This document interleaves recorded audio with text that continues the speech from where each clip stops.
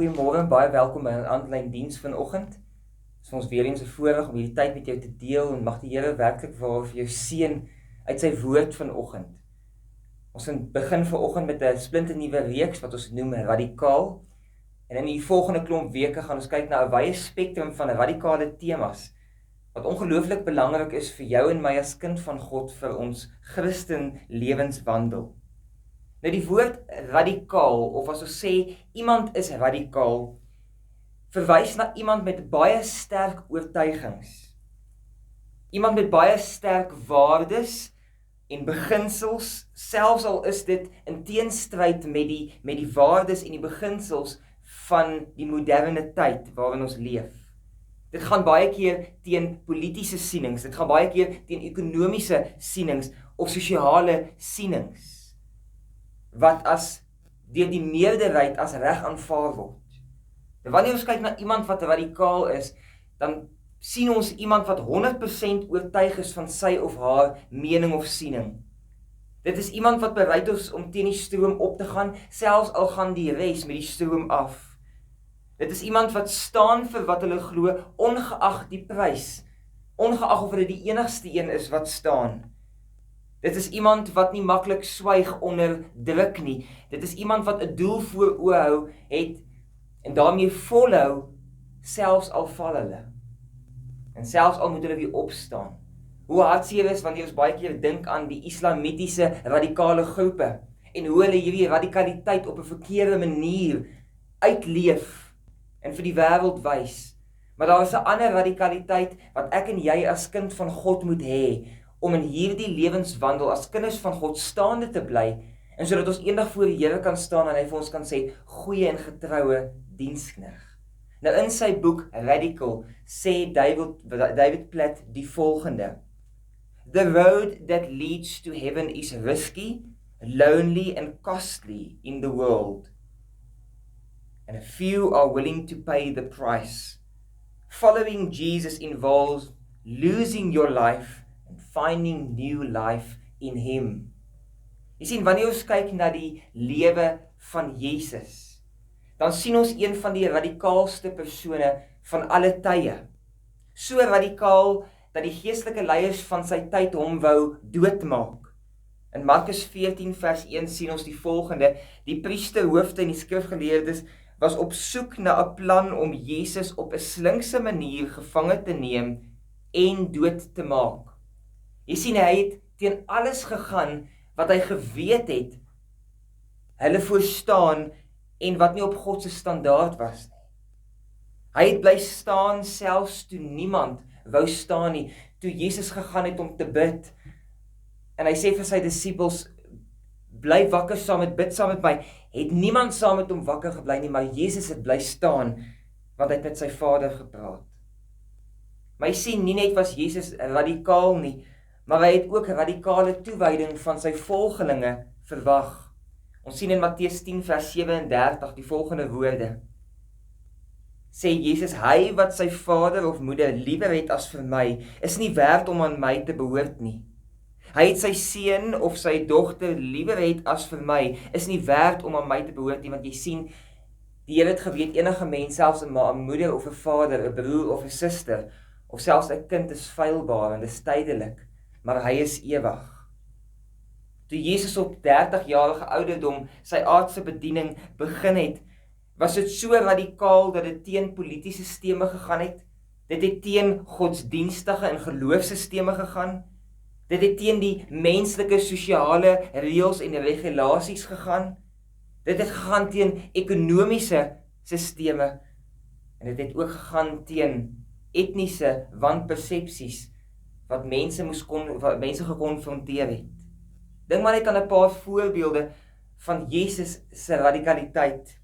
In Matteus 5 vers 29 gaan Jesus na die uiterste opsie toe en hy sê die volgende: as jou regteroog jou laat struikel, haal hom uit en gooi hom van jou af weg. Jy sien, vir Jesus was heiligheid belangriker as selfs 'n ledemaat.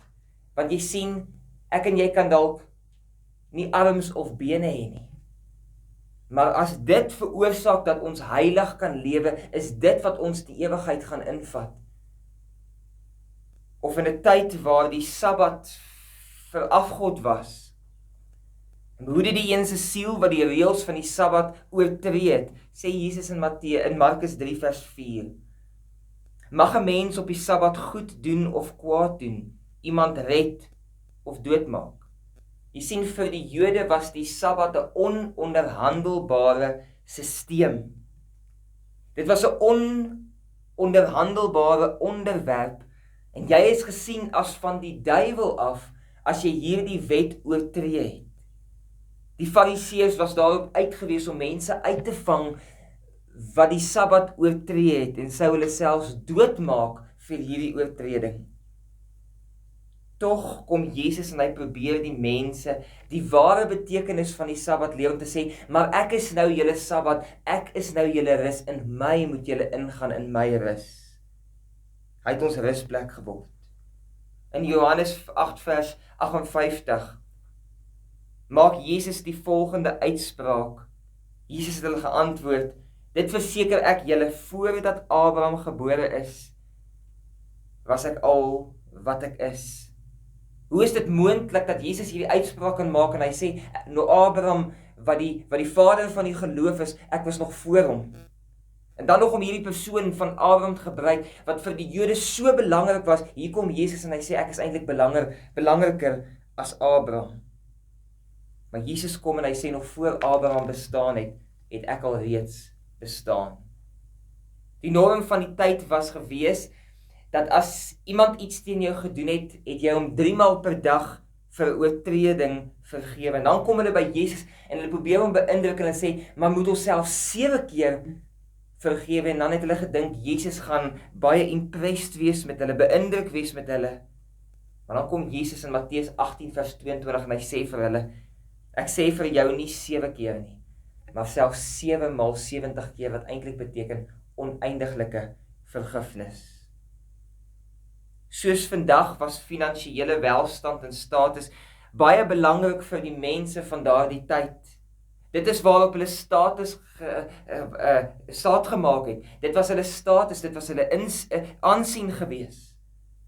En dan kom Jesus en hy praat teen daardie sisteem waarin mense hulle hulp geplaas het en hulle standvastigheid geplaas het, en hy sê, dit is makliker vir 'n kameel om deur die oog van 'n naald te gaan, as vir 'n ryk man om die koninkryk van God binne te gaan.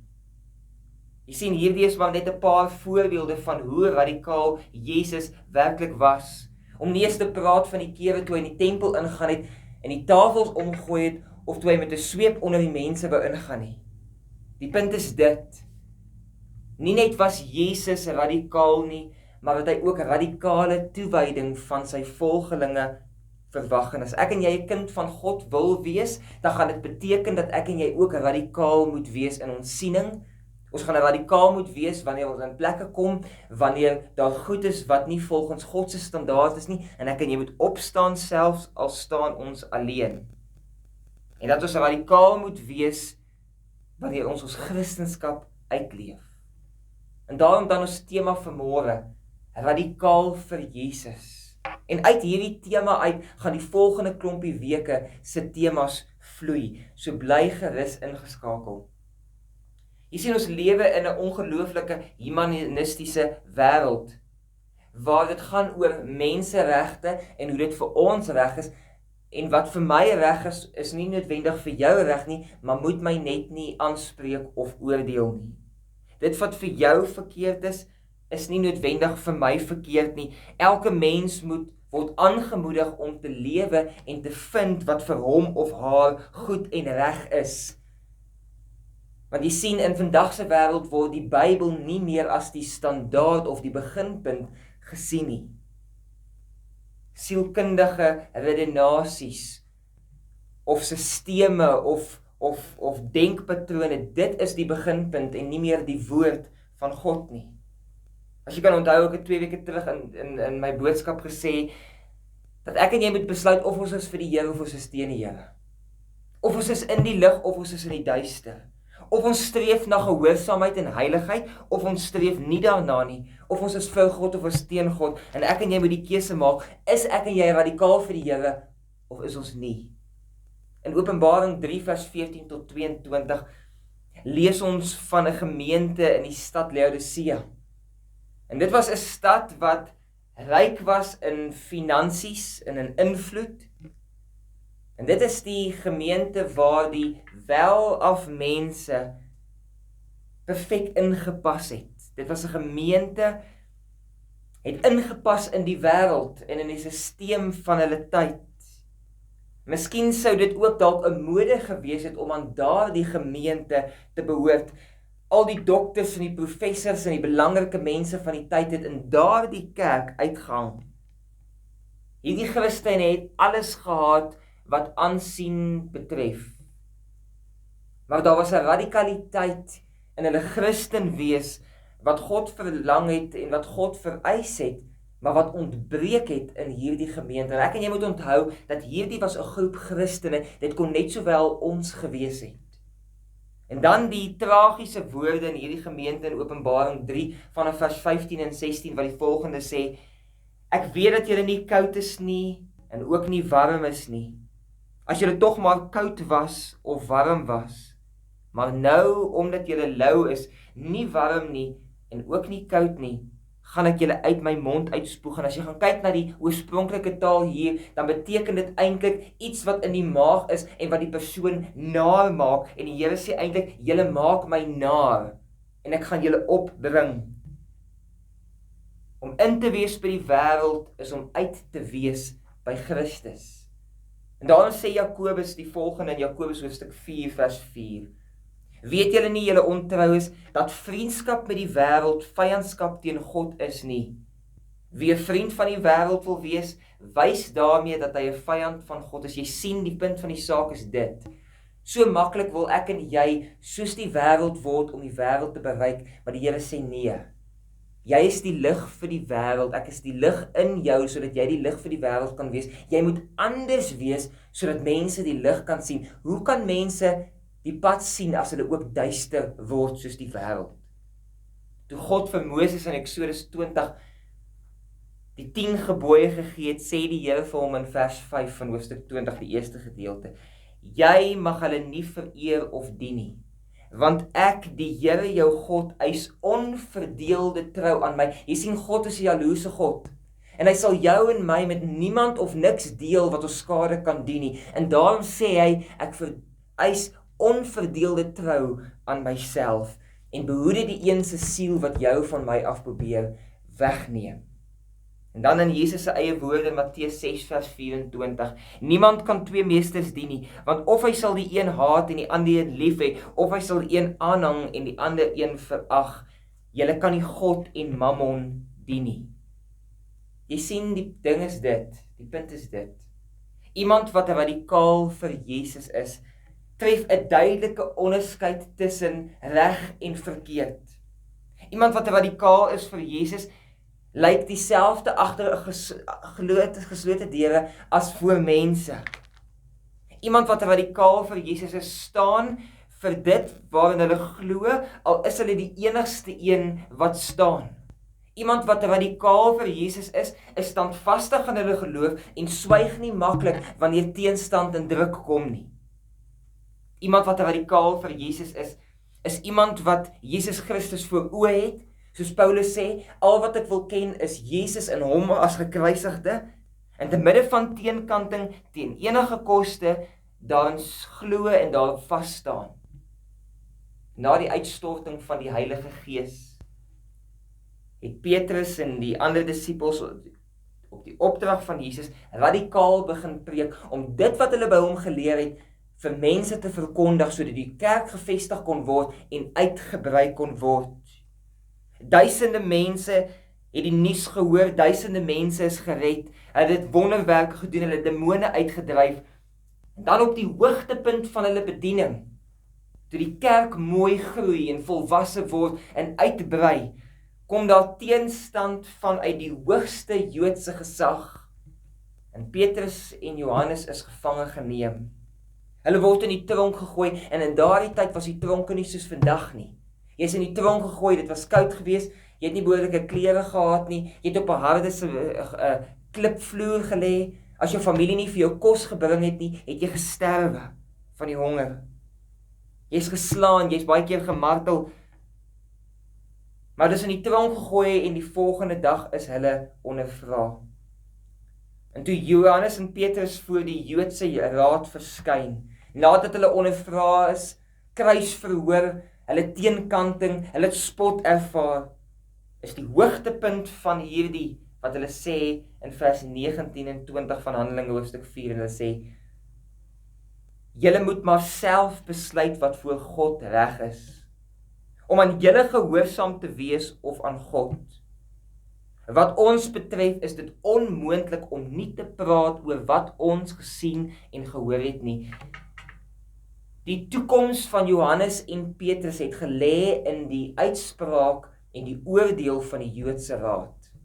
En hulle kon baie maklik om hulle self te red te sê, okay, ons het 'n fout gemaak, jammer, ons sal nie weer preek nie, en hulle is losgelaat.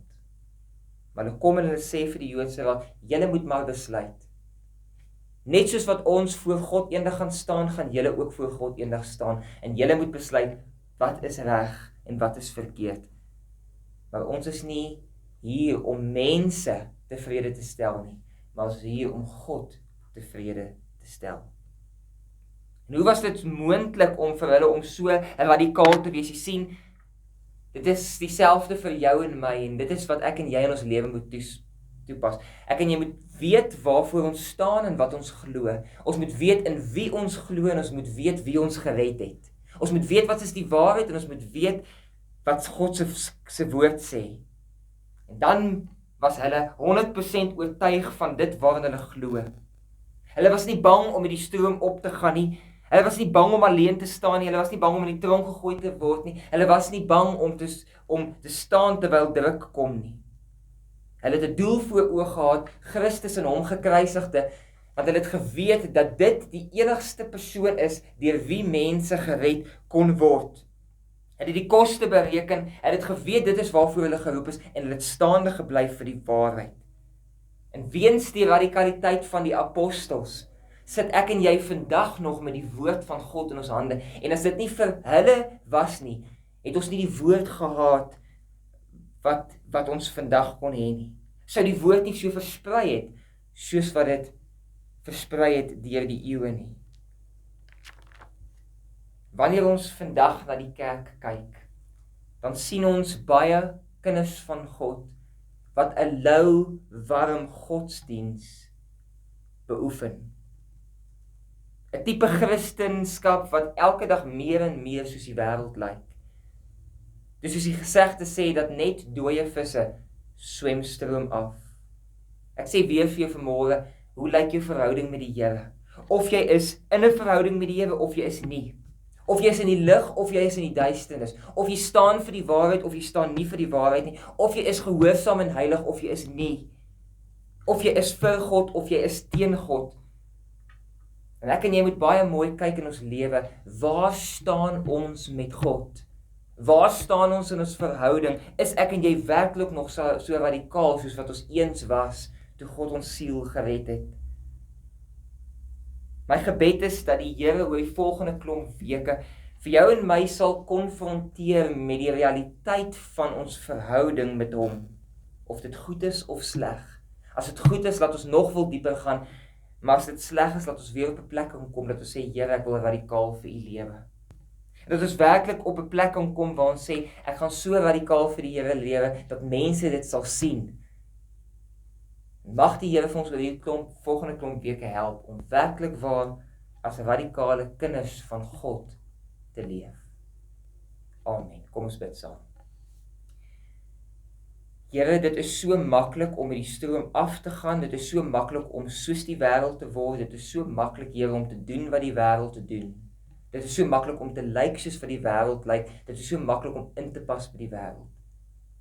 Maar Here, ons weet dat die woord sê, breed is die pad wat na die verderf lei, en daar is baie daarop. En smal is die pad wat na die ewigheid lei, en daar is min daarop. Here, mag ons kies om op die smal pad te loop. Mag ons kies om radikaal vir U te wees. Here, help ons waar ons misluk. Maak ons sterk, Here, in ons geloof. Hou ons op die pad, Hou ons staande, help ons op, Here, wanneer ons val. En Here, mag ons werklik waar aan die einde van ons lewe kom en sê, ek het regtig my bes probeer om te staan vir dit wat reg is. Here, mag ons lewe agter geslote deure lyk soos wat dit ook lyk voor mense. Mag ons nie voorgee nie, Here, mag ons opregte lewens lewe. En Here, mag U deur ons Gees vir ons die insig, die wysheid en die kennis gee, Here, om te weet hoe ons moet lewe.